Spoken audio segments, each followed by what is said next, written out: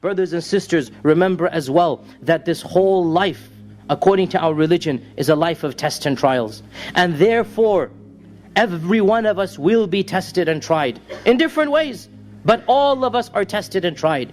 And the one major mechanism to overcome and pass those tests and trials is what? It is patience. And that is why Allah says, وَاسْتَعِينُوا بِالصَّبْرِ وَالصَّلَاةِ وَإِنَّهَا لَكَبِيرَةٌ إِلَّا عَلَى الْخَاشِعِينَ. Seek Allah's help when you face the calamities, when you have any problems. Seek Allah's help. وَاسْتَعِينُوا. Life is difficult. You need help. What help are you going to get? Allah mentions two things. وَاسْتَعِينُوا بِالصَّبْرِ وَالصَّلَاةِ. Seek help through sabr, patience, and through salah, prayer.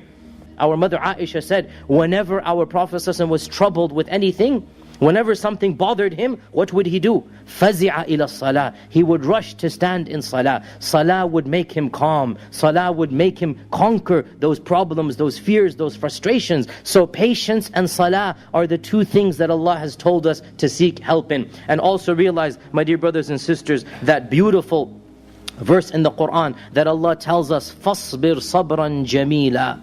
Be patient, a beautiful patience. So patience is of levels, and the highest level is a beautiful patience. And a beautiful patience is one when people don't even realize you're being patient.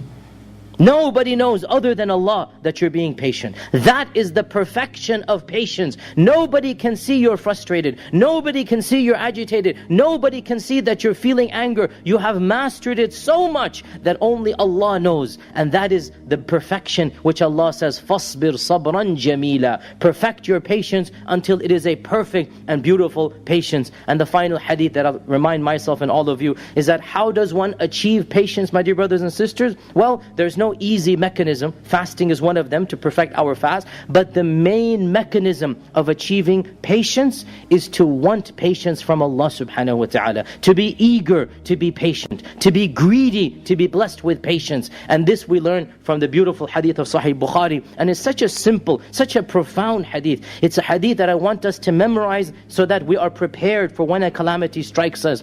وَمَنْ يَتَصَبَّرْ يُصَبِّرْهُ اللَّهُ.